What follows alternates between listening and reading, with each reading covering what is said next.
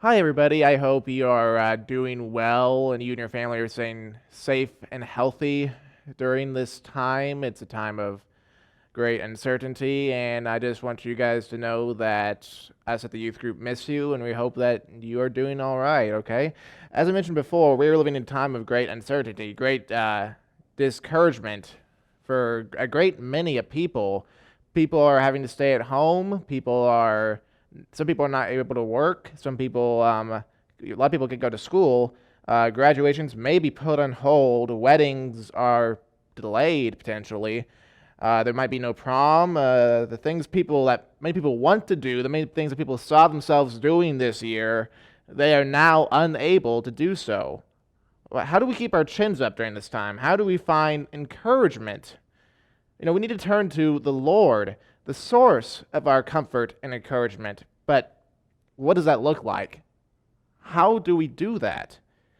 We can learn a thing or two about how to do so from the story of Hannah found in 1 Samuel chapter 1, if you have your Bibles with you.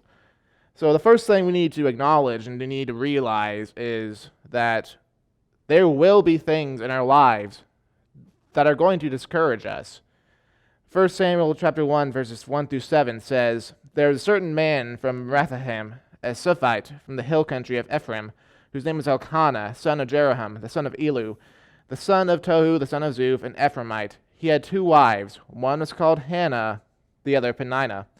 Peninnah had children, but Hannah had none. Year after year this man went up from his town to worship and sacrifice to the Lord Almighty at Shiloh, where Hophni and Phinehas, the two sons of Eli, were priests of the Lord.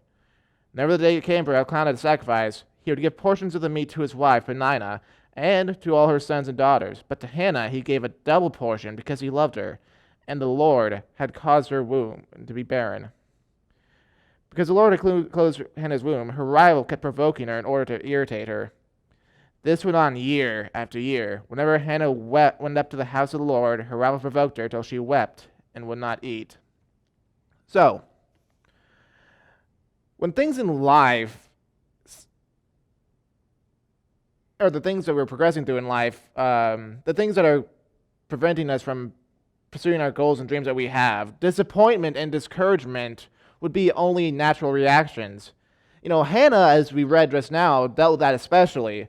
Her society, the world that she lived in, had basically taught them that the best way for a woman to bring worth to society was to have children. So one thing she's dealing with right now is, since she has no children, she's not living up to the role that society had planted for her.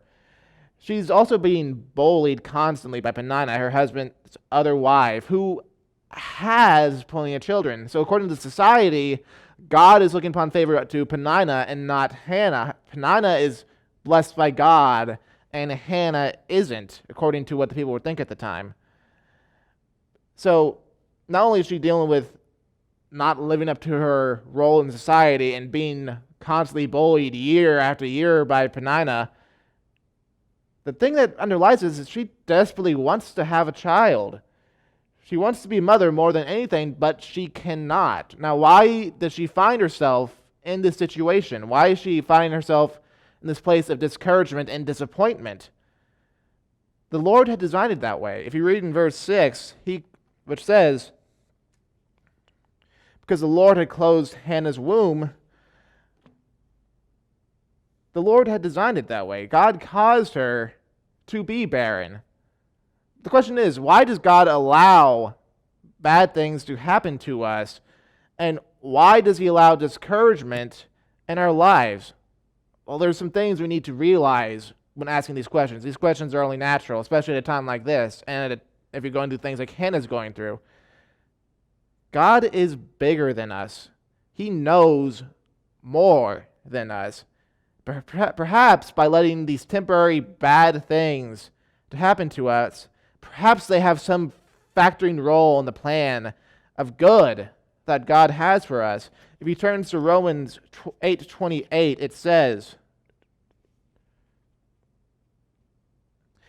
And we know that in all things, God works for the good of those who love him, who have been called according to his purpose. And Jeremiah 29:11 says, "For I know the plans I have for you, says the Lord, plans for good and not for evil, to give you a future and a hope."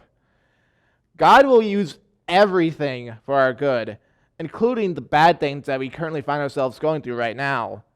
His plans are good for us, just like his plans were good for Hannah. We might just not be able to see that in the midst of our trouble.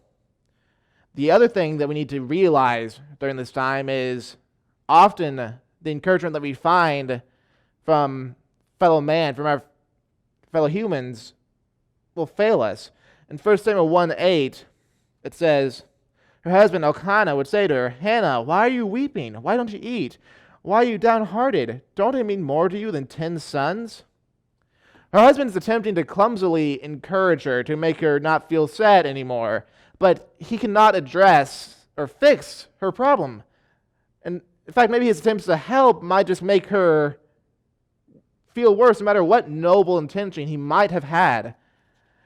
You see, the same can be said for our loved ones, our friends, and our family. If we're going through a hard time, they will probably try to encourage us. You know, that's a very good thing. That's not a bad thing. However, while sometimes their attempts to encourage us will help, there are going to be other times when they're not going to be able to help us. You know, their attempts will fail because they're human and you're human. We aren't perfect all the time. So if they're going to fail us, if you're feeling downtrodden and they try to encourage us and they end up making us feel worse, then you're going to be in a worse place than you had been than the beginning, is what I'm saying. So that's why our source of encouragement shouldn't be from fellow human beings. For example, if Hannah had put her source of encouragement from her husband, she would never have accomplished her dream. God's plan for her would not have been realized, and she would have remained childless for the rest of her life. But the one thing that we can find encouragement through, how we can connect to God, the source of our encouragement, is through the act of prayer. And a great example of a prayer warrior would be Hannah at this hard time in her life. So, 1 Samuel 9, starting verse 9. Once when they had finished eating and drinking in Shiloh, Hannah stood up. Now Eli the priest was sitting on his chair by the doorpost of the Lord's house. In her deep anguish, Hannah prayed to the Lord, weeping bitterly, and she made a vow, saying, "Lord Almighty, if you will only look on your servant's misery and remember me, and not forget your servant, but give her a son, then I'll give him to the Lord for all the days of his life, and no razor will ever be used on his head." As she kept on praying to the Lord, Eli observed her mouth. Hannah was praying in her heart, and her lips were moving, but her voice was not heard. Eli thought she was drunk, and said to her, "How long are you going to stay drunk? Put away your wine." "Not so, my lord," Hannah replied. "I am a woman who is deeply troubled. I have not been drinking wine or beer. I was pouring out my soul to the Lord. Do not take your servant for a wicked woman. I've been praying here out of my great anguish and grief." Eli answered, "Go in peace, and may the God of Israel grant you what you have asked of him." She said, "May your servant find favor in your eyes." Then she went her way and ate something, and her face was no longer downcast. Early the next morning they rose and worshipped the Lord, and then went back to their home at Ramah. Elkanah made love to his wife Hannah, and the Lord remembered her. So in the course of time, Hannah became pregnant and gave birth to a son. She named him Samuel, saying, "Because I asked the Lord for him."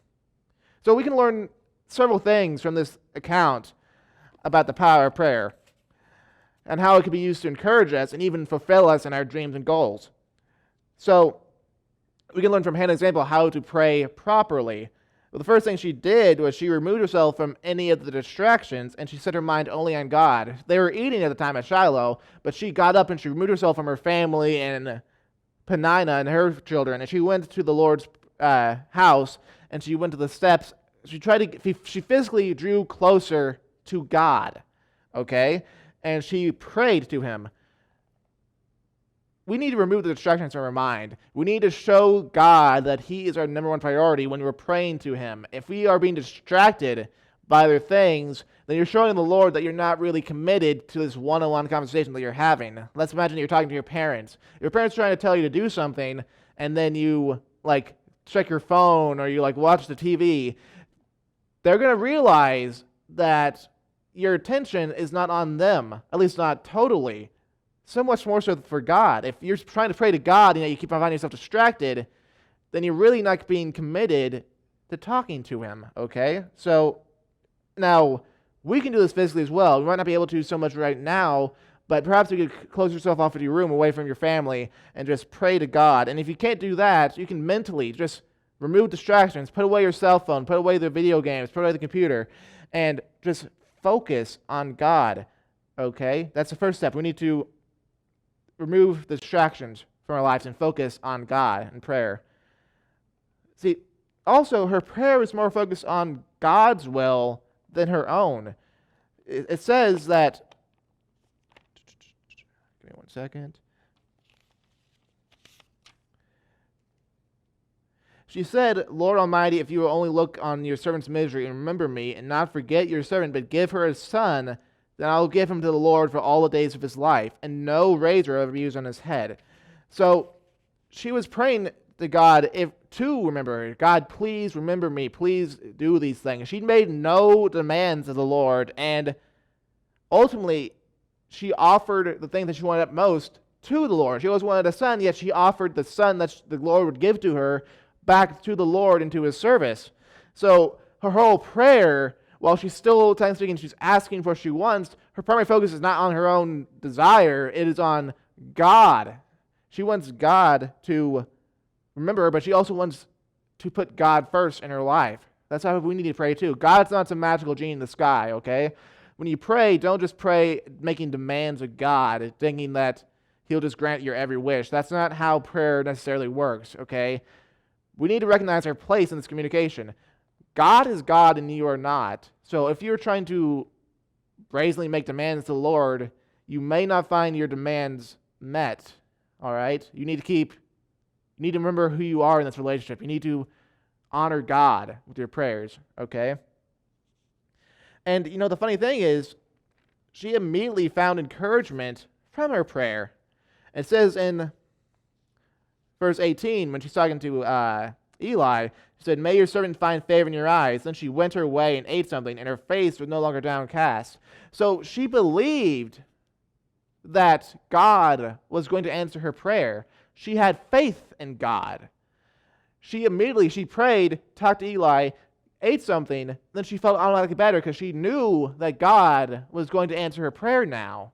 She didn't have doubt in the Lord. So if you're praying to God and you don't believe that God's not going to answer your prayer, you might be making a self-fulfilling prophecy, and God may not answer your prayer. If you don't have faith in God and His miraculous works, then they might not be working in your life. So, and ultimately, because of her faith, her prayer was answered. Because of her perseverance, because of her prayer and her making God the source of encouragement, by making God the number one priority in her life, Samuel was born. And Samuel would go on to accomplish many awesome things. And that proves that all that bad things that Hannah went through in her life, God had a plan for them. The course of the biblical history was cemented based upon, partly due to Hannah's faith. Without Samuel, you wouldn't have King David. But she prayed, and she knew that God would have a son. She offered to give that son to the Lord, and that son would raise up to be Samuel, a great prophet for the Lord, the one who would anoint King David. So yeah, the bad things in Hannah's life, they're only temporary. God used them for good. God had good plans for Hannah's life, and she had faith, and she prayed, and those plans were accomplished. The same thing can be said about us. We are going through a difficult time right now. The whole nation is, the whole world is, and you might be personally struggling, and that's okay. But keep up the faith. Keep on praying. If you have faith in God, you will get through this. God will make good things come from this horrible situation. As it says in 1 John 5:14 through 15, This is the confidence that we have in approaching God, that if we ask anything according to his will, he hears us.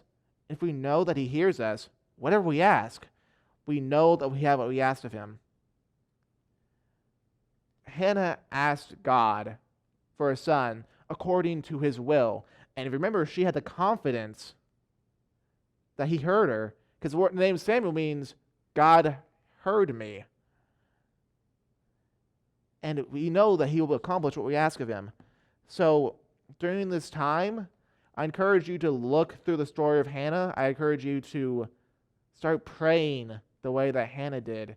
And you'll find encouragement, you'll find comfort, and you'll find the bad things you might be going through right now are only going to be temporary, and that God will see you through them, and God will work great things through your life because of these things. Now, I want this to encourage you, and if you guys ever need anything during this time, reach out to one of the youth leaders, and we'll be happy to pray along with you. I hope you guys have a good rest of your night, and I hope the Lord blesses you abundantly.